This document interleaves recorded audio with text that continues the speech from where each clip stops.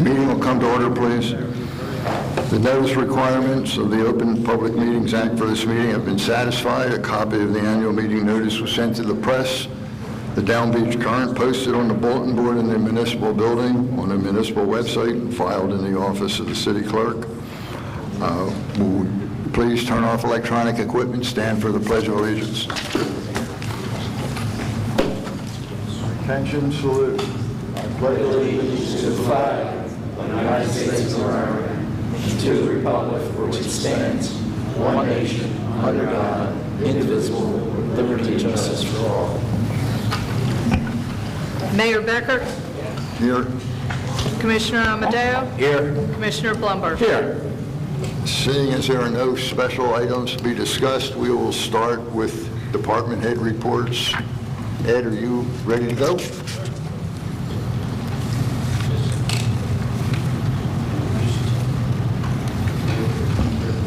Okay.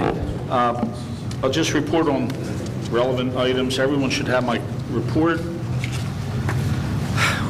We are, on tonight's agenda, we have the award of the municipal building emergency generators. We had to rebid them. The low bid went to Scalfo in the amount of $386,300. So as soon as that's awarded, we'll do the contracts and get the project moving. We also on the agenda tonight have... Yes, it is. And they came down significantly from the last bid. So the state aid, our Amherst Avenue State Aid project, again, we had to rebid that. There was a change of scope in that we removed some of the utility work and inserted that in the road program, but that was rebid, and I don't have the dollar value here. Hold on. It's okay, yeah, and it's the low bidder was Ferriazzi for $373,963. So we're going to award that. The Union Avenue Phase 2 building renovations, contractor submitted his schedule. We approved it. They anticipate being done completely by September 30th. So we will be in good shape to have the new boilers fired up and everything for the heating in the building for the heating season.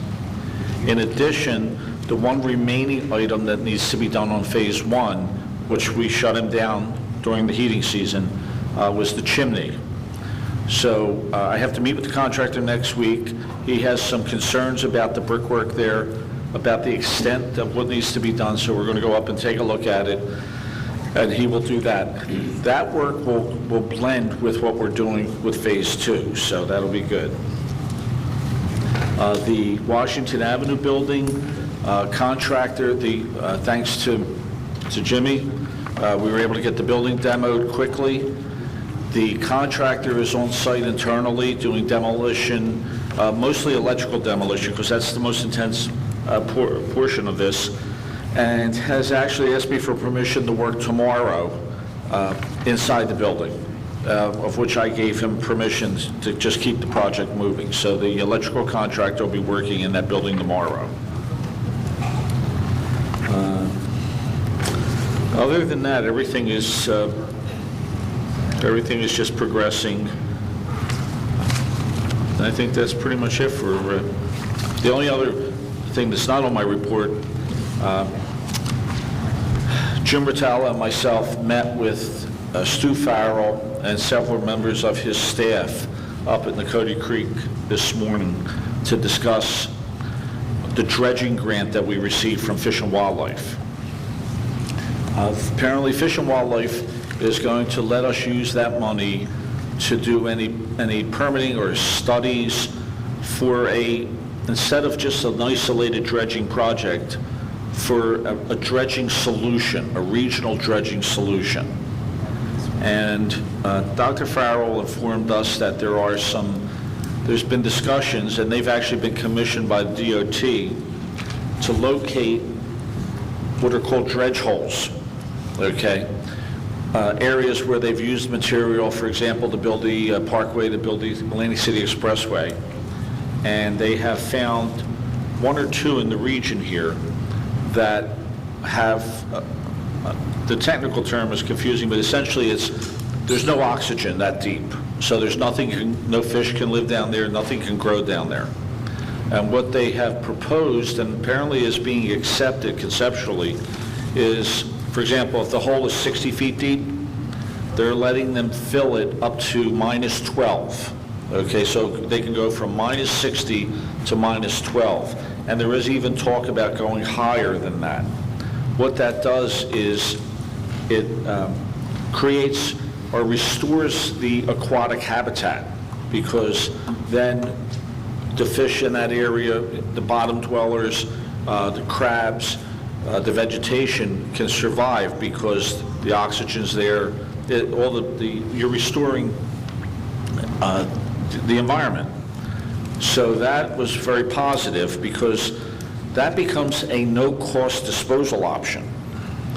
It's then all you're looking at is just pumping it directly, no barging, nothing. You just bring a dredge in, you lay the pipe, you dredge, and you pump to the hole. The second site that we looked at, which hasn't been accepted as readily, would be the Shelter Island site. And one of the options there is filling the hole in, or actually restoring the marsh, okay, or a combination thereof.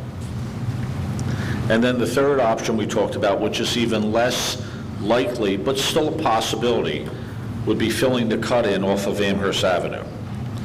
So what we asked Stockton to do was prepare a quote for the for the collection of whatever empirical data is necessary to go to another JPP meeting and see what everyone's reaction is to those.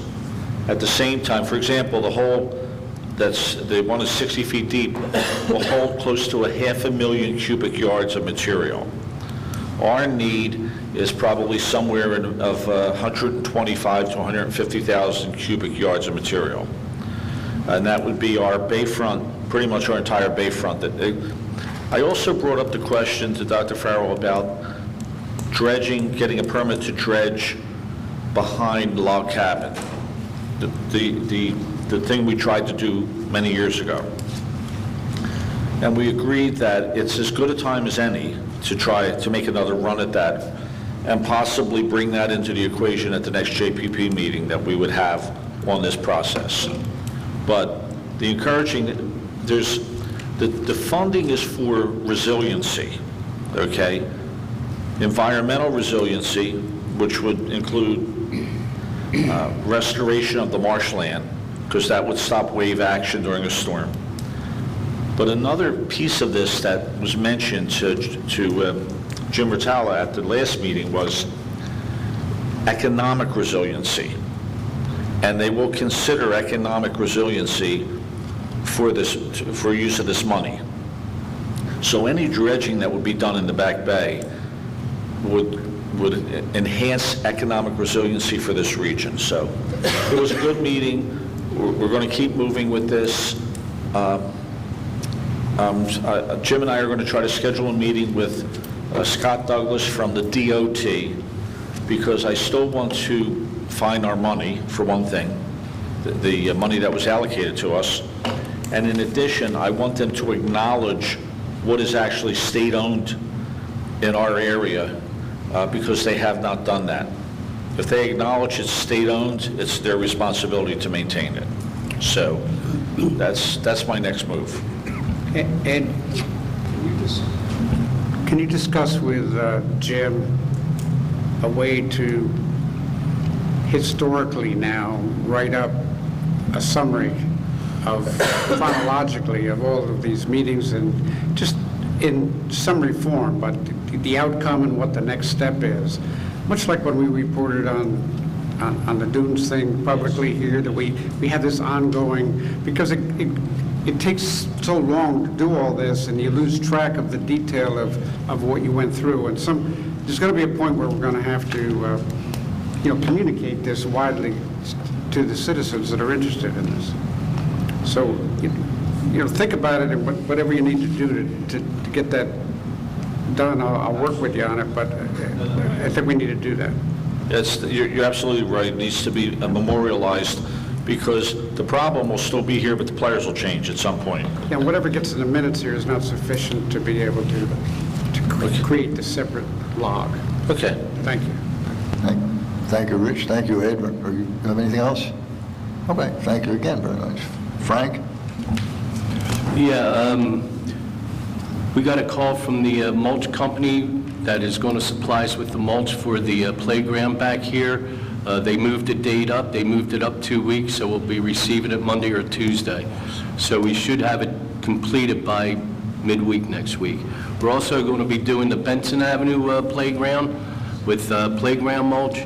From the storms the past couple of weeks, we took a beating on it, and the flooding has pretty much washed all the mulch out around the edges, so we'll be taking care of that this week too. Our beaches are in great shape once again, and we are anticipating a big weekend. We're going to have double pickups on the beach and on the street every day this weekend. Even if we can't get onto the beach, we're going to come down the street ends and just carry it over the bulkhead and put it in dump trucks. We have to find some way to just try to keep on moving the trash. We're ready for the fireworks. We'll be down there 6 o'clock Saturday morning, fencing the area off. With the storms, we took a hit on our Decatur Avenue pump station. It blew out the variable frequency drive, but we're getting it replaced. It's not real expensive, but it has to be replaced. We also had a few order breaks this week, and a couple sewer breaks. The municipal building on the second floor, there's a storage room up there. We just assembled all new shelves. We were over to the old city hall today. We packed up all the boxes, got them away from the contractor, and Monday we'll be going over there, Monday, Tuesday, and we're going to be bringing the remainder of the stuff in the attic over to this building for organization and storage. We've had CM3, our air conditioner contractor, in the building this week. He's changed all our filters. He has the system up, running real well. There's been a problem in the courts, and we are going to take care of that this coming week. We also had a meeting this morning with the beach stock people, and we are prepared to work with them all next weekend with the beach stock. That's all I have. Thank you very much, Frank. Good job. Chief Devasso? Mayor and Commissioners, things are good in the fire department and the beach patrol. We also are ready for a big weekend. All things are in order for the fireworks, hoping the weather holds out. Also, we're ready for beach stop the following week. And that's all I have to report. Thank you, Tony. Lisa? Hello. Next meeting, I'll have a 6-month status report for you. I'm just waiting until after I complete all the reconciliation so I can be as accurate as possible. The only other thing I wanted to report was I wanted to clarify some misinformation that was conveyed at the last commission meeting in regards to the cost for the municipal election. Just so everyone is clear, our total that we had appropriated in the 2015 budget this year for all election costs is $26,300.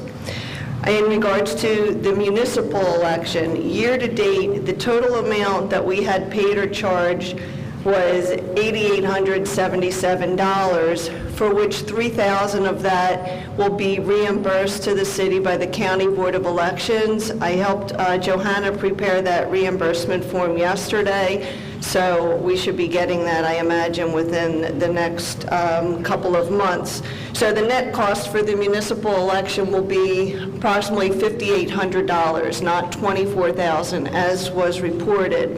In addition to that, the cost we incurred for the primary election was only for printing purposes, and that was $3,300. So year-to-date, all of our election costs combined was $12,195, for which we will be reimbursed $3,000. So it's nowhere near the amount that had been reported. And that's all I have, unless you have questions. Thank you very much, Lisa. You're welcome. Chief Wilson. Everything's great in the police department. To dovetail on the Frank and Tony, we're geared up for the weekend, for the fireworks on Saturday evening. As everybody's aware, it's a big undertaking for us in the police department because we close down several streets and it takes a lot of manpower, and we are expecting a big weekend, so I'm looking forward to it. Thank you, Chief. Mr. Deeney?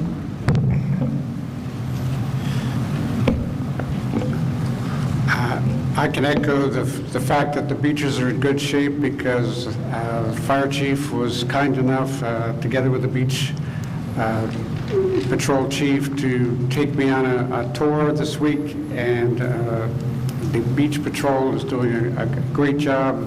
Their equipment is up to date, their facilities are neat and clean. The men and women were on the beach. I looked at their training records, and there's been a tremendous professionalization of the beach patrol on a continuing basis since I've been here over the last 4 years. So I thank the chief and the beach patrol for that. I want to remind the public that we're in the process every other Thursday when we don't have commission meetings of doing orientations, departmental orientations for all 3 commissioners. They are open to the public. We've had 2 so far, and they've been very, very successful. One in the police department and one in the public works department, which are, of course, are 2 of our major departments. The next one will be on planning and construction office. The staff has been busy helping some of the initiatives, the reorganization of the commissioners. There's 2 or 3 ordinances on the agenda tonight that are a result of some of those efforts, and there will be 1 or 2 or 3 in the future. One of those that we'll be working on all summer is a consolidation of all of the fees that are charged for all the various purposes. The objective would be to get as many of those as we can in a single fee ordinance that can be reviewed this summer by the commissioners. Financially, we will be reviewing our 6-month operation, as Lisa had pointed out, to begin preparations for seriously thinking about the 2016 budget. I think that's all right now. Thank you. Thank you, Rich. Mr. Abbott? Very briefly, we have a couple of resolutions and ordinances proposed. You'll see under the resolutions, Leo Manos is a conflicts attorney for the planning board involving an appeal of a zoning decision. I am told that his legal name is not Leo, but it is Elias. Yes. And I think we should probably change that in as much as that's his legal name. And my Uncle Lou was Elias, and he would be very unhappy in heaven looking down on me, as John knows, that we did not have the correct Elias. And that would be the only other person I've ever heard of with that name. So, also, we have a couple other ones. We're going to authorize the demolition of a structure.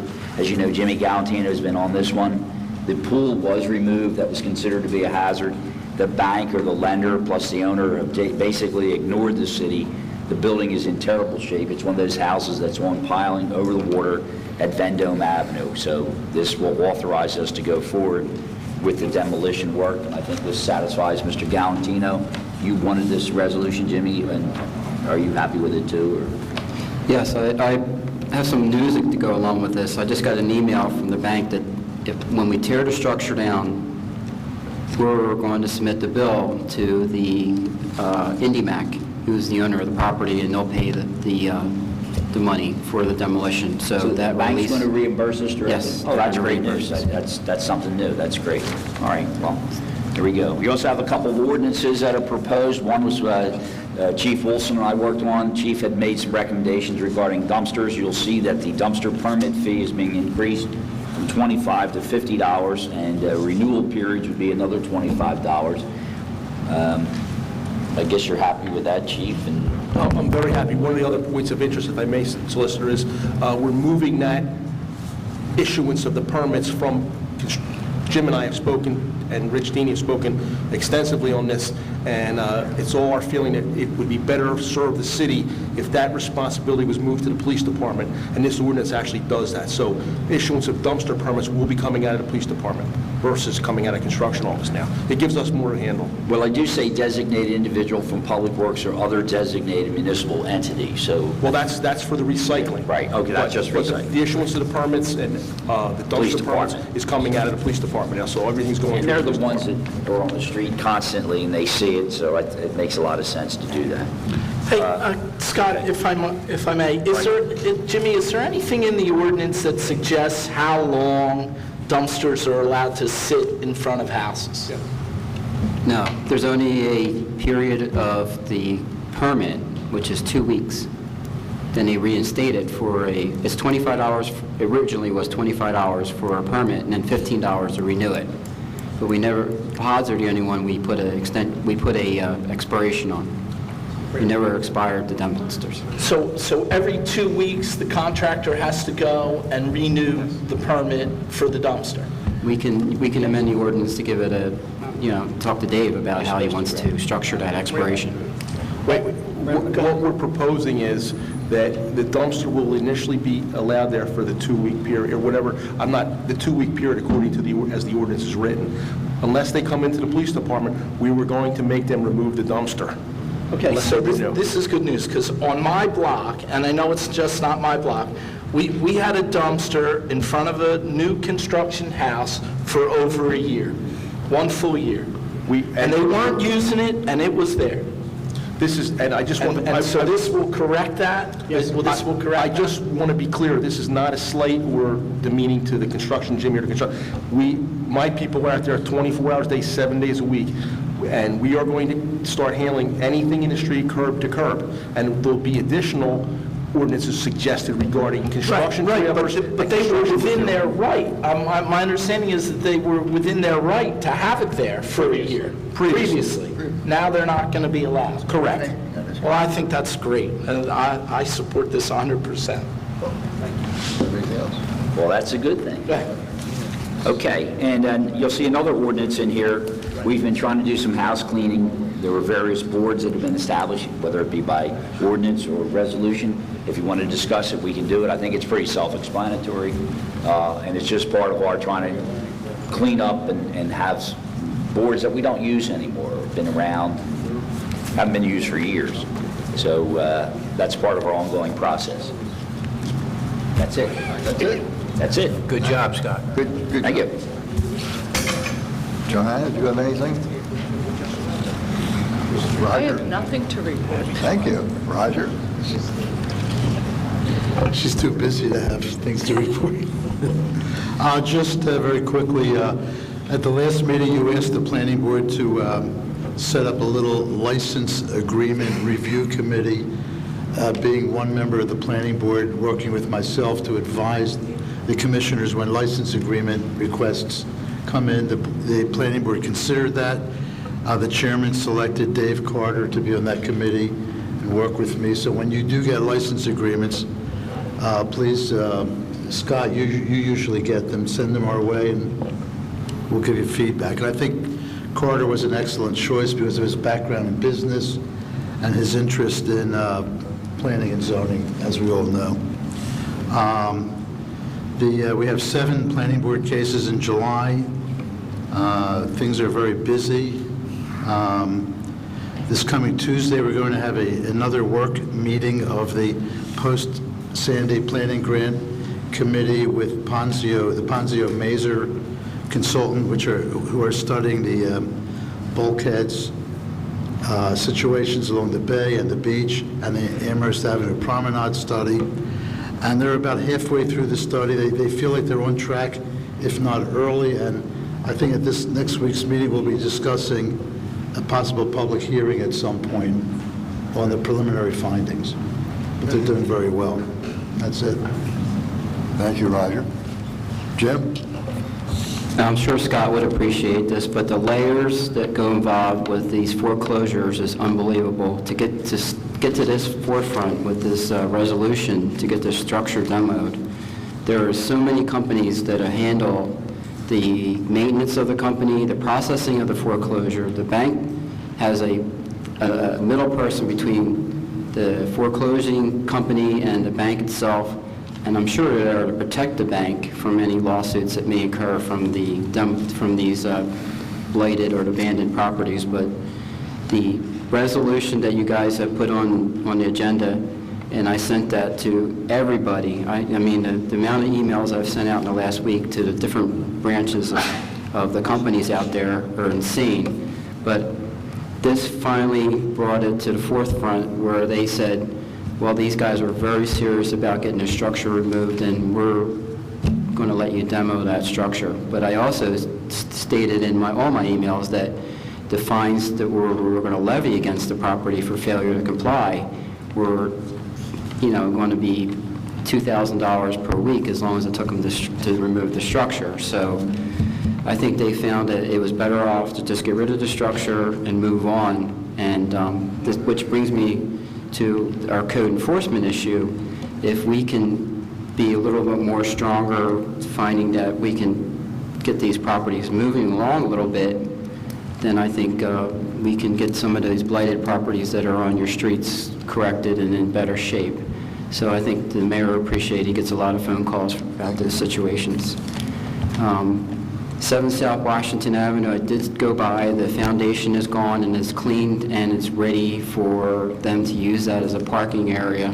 So that was a good thing. Ed, appreciate your help on that one. We're getting ready to secure a credit card machine for any contractors out there that need to come to our office to pay for a permit. You don't have to bring a check or cash anymore, which you'll appreciate, Steve. And we had a conference call with Menendez yesterday, Senator Menendez, about the Sandy grant program.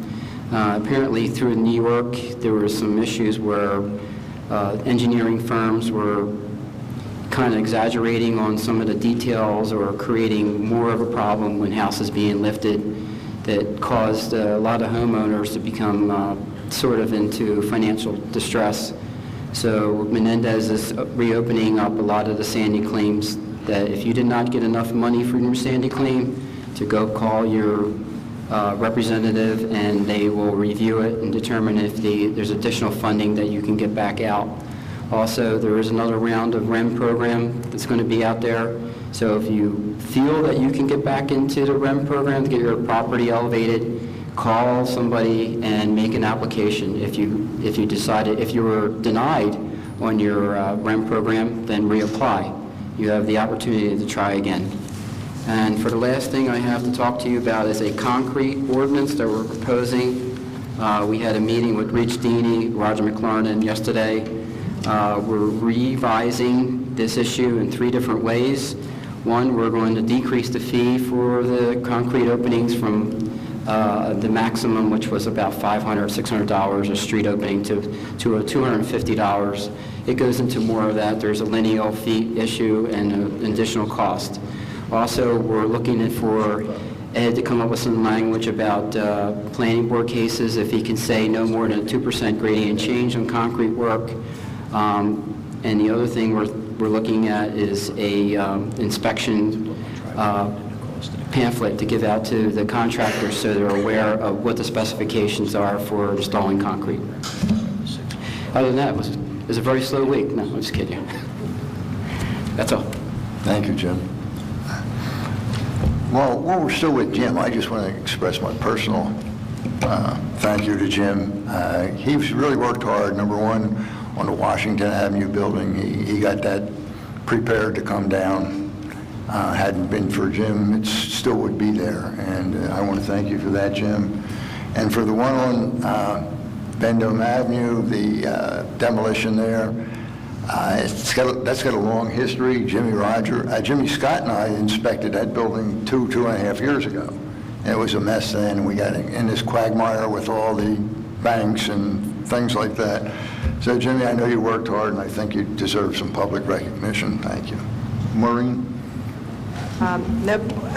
The town's packed, so we anticipate a lot of paperwork come Monday morning, and, the court, we're ready, my summer employees back, and we're looking forward to a busy summer. And I thank Jimmy, too, for helping out on 1 South. And we've been in discussion about the credit card, and he's going to see that it's a wonderful thing when you take the credit cards. It just makes the efficiency of the office run that much more. So I tell him to do it all. That's it. Thank you, Maureen. Fred? I'd just like to make sure everyone knows the record storage center that we're building upstairs, a lot of that preparation went to Frank and his department, specifically Bob Gilmore, who did a lot of background work on the room itself, the type of racks we should put up, the storage and such. They're helping with getting the material into the building, and then we'll go through it and see what we need to actually keep or destroy. Also, over at 1 South, because the building is 100 years old, or however many years old, there were some electrical issues that had popped up during the week, and if it wasn't for our staff electrician, we could have had, I could have had a little more problems in that building. So I give Frank and his guys a lot of credit. They helped out a lot this week for me anyway, and it's going to save us in the long run. So I just like to make sure that it's understood that the guys in his department do a lot more than just drive around in the trucks and look for things to pick up. They do some really important work, especially for me. So I just like to make sure everyone knows that. Thanks. Thank you, Fred. Marty, do you have anything? Yeah, I have a couple of things. I thought it would be a good time for us to discuss and consider for next year the changing the restrictions at the beach block. Right now, the restrictions are from 10 a.m. to 5 p.m. And I thought that we could change that, or consider changing that, from 11 a.m. to 4 p.m. And I've talked for a while to the police chief about this, and we think we're in agreement that we need new signage for all the beach block streets. The signage is outdated, it's a little confusing. People don't really know when they can or when they cannot park on the beach block. When the signs go up, they're left to assume that that day is the day, and it's really not. So we thought we would do a better job when we made new signs of letting the people know when they can and cannot park on the beach block, i.e. from June 30th to September 15th, whatever the dates are that we pick, and also then put the restricted hours. And at that point in time, I thought that we could change the hours from 11 to 4. It would give people, people that want to have that want to go and use the beach early in the morning, the ability to stay there longer. It would give people that are having company over to their house for breakfast a little more time that they don't have to worry about jockeying cars. It would also allow folks to get down to the beach for the evening. So I wanted to bring that up. I'd like us to consider it, discuss it, think about it, and if you think it makes sense, let's try and implement it for for next season. I don't see, I don't know that there's a tremendous amount of negatives there. So that was the first thing that I had. The second thing that I had was an item of traffic concern, and I know we've been talking about it for a long time. I lived it. I lived it again yesterday. Fortunately, I was in Ventnor at the time, and I'm driving south on Atlantic Avenue, A pedestrian crossed from the beach over, heading toward the bay. I was the second in line behind a car that stopped for this pedestrian. 3 cars passed us on the right-hand side, and thank God that the guy and his family were keen enough to realize that it wasn't safe, or there could have been a terrible, terrible fatality there. 3 cars just blew right by, you know, and in their defense, they didn't see the pedestrians coming. In that regard, I just want to push that we continue to move forward with the plan that the chief presented to change Atlantic Avenue to the one lane. And I know that Rich presented a timeline, and I just want to make sure that we're moving and that we continue to press for that project. I think it's a great thing. I would love to see it and see that Atlantic Avenue restriped for next season.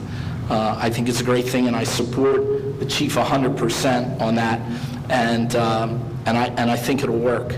And yeah, we might have, you know what, there might be some negatives. Traffic might slow down a little bit, heaven forbid. And then the third thing that I have is really a thank you to the police and the fire department for the little things that they do. We know the big things that they do, the little things that they do to represent Margate in a great light. And I'm not talking about the fire days that they take their time and they all show up, and off-duty police and fire fighters come to that event. They don't have to, they're not obligated to, they don't get paid to. They come to, and it's a great event. I'm talking about we had an employee, a long time city employee, pass away, and the fire department and the police department in full force, in full gear, in full uniform went and represented the city of Margate at that funeral. And I can't tell you what it meant to the family. They weren't expecting it, they didn't ask for it, and we just did it. And it's just a great thing. It was, you know, when the son came up to me the other night, it literally brought a tear to my eye. I had forgotten that we do it, and we do it. So I want to say thank you very much to the police and to the fire department for that extra effort, and to the commissioners for allowing it to happen. So that's all I have. Thank you. Thank you. John? Yes, just a quick comment, Mayor. Just want to again thank our professionals, Rich Deeney, Scott, Chief, both our chiefs, Chief Wilson and Chief Tabasso. The work that got done recently between these ordinances and cleaning up and doing some housekeeping, I think is a move in the right direction. And again, you know, without their expertise and their professionalism, it wouldn't be where it is right now. So I want to thank everybody, and thank you, Mayor. Thank you, Commissioner. Keeping the same vein, I just like to thank everybody. I think it's a great city. It's a great place. And, you know, it's wonderful being here. To all the employees who make it that way, thank you all very much. It's really nice being here, and it's an honor to sit up here as mayor. Anyone else have anything? Do you have anything else, Scott? I just wanted to comment. The Mayor, Commissioner Blumberg's observation. You know, when they first talked about changing Atlantic Avenue, I thought, nah, we don't want to do that. I almost hit a woman this week. She popped out in front of a car, and she did it so quick, and she was almost like arrogant about it. It's just like playing chicken with an automobile. So I go over to Ocean City. I see that they went to the 2-lane from 4. I know Longport has it. It's really something we really got to think about, because I don't know how many accidents have occurred. I don't think many, but there have been some rear-enders. And whatever it takes to really study this and get a handle on it, we need to do it. Agreed. No. At this point, we will open to public comment. You have 3 minutes to talk about anything that was discussed here today. Is there any public comment?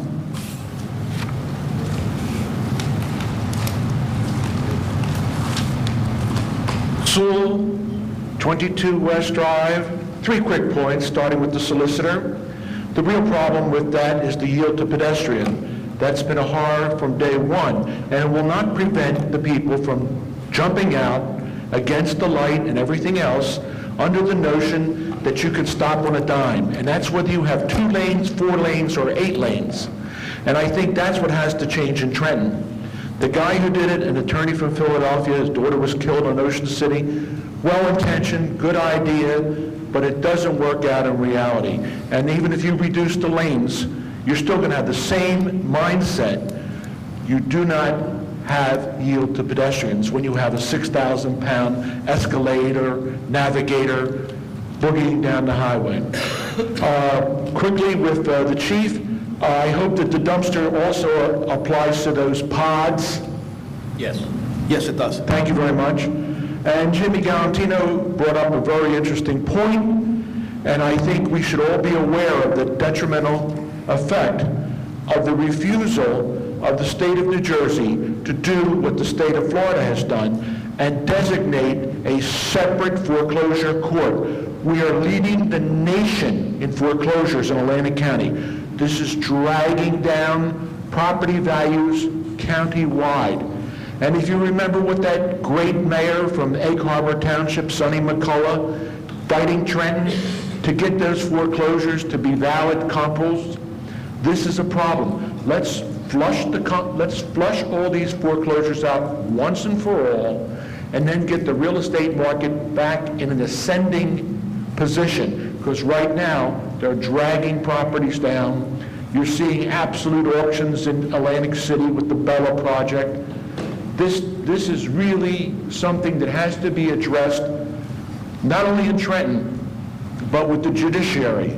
There has to be a streamlined court that can push these foreclosures through, because they take years and years and years, and the properties become weed infested, rodent infested. They become hazardous to children who play around these structures. There's no excuse for this taking years and years. There has to be responsibility on the state level, on the judiciary level. And actually, the judiciary level, if they were to make a foreclosure court, the court cost and the fines would more than carry that court. It wouldn't cost the taxpayers or anybody else one thin dime, because it'd be running on fees. So I strongly urge this commission to send a resolution to Trenton requesting a foreclosure court, as they have in Florida. I think that this is something long overdue, and I think that it's hurting property values not only in Atlantic City, but countywide. And this is unacceptable, inexcusable in this day and age. So let's put the thinking cap on and do something. Seconds. I don't need the 15 seconds, Mayor. You can keep it. Anyone else?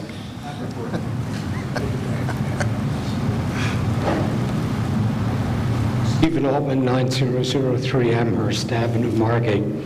I'm delighted to hear the suggestion that Atlantic Avenue is redefined to make it safer for both pedestrians and drivers.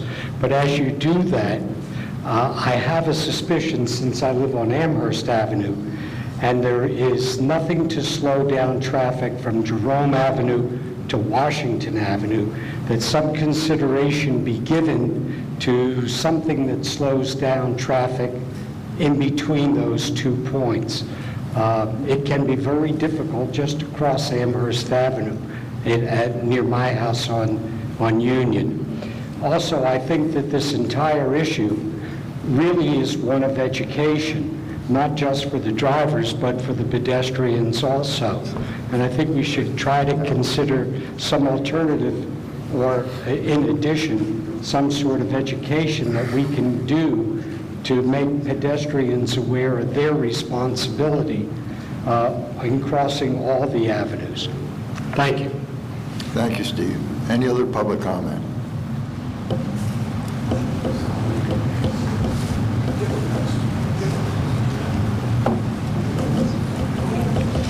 Steve Moore, 103 North Sumner Avenue. I was up here maybe 3-4 months ago with regards to the turning Atlantic Avenue into one lane each way. And from the Margate Concerned Citizens Group voted on that, and I think it's a good idea. And also to reduce the speed to 25 miles an hour. Anything, I know exactly what Commissioner Blumberg's talking about. People dart out, and there will be a fatality. And the more time that you have to see somebody, I think the better. And a little bit slower speed would probably be a good idea too. So I think we should go ahead with that. Thank you. Thank you, Steve. Anyone else? Is there a motion to close public comment? I'll make that motion. Second. Mayor Becker? Yes. Commissioner Amadeo? Yes. Commissioner Blumberg? Yes, Is there a motion to adjourn this meeting? I'll make that motion. Second. Mayor Becker? Yes. Commissioner Amadeo? Yes. Commissioner Blumberg? Yes. Meeting is adjourned. We will reconvene.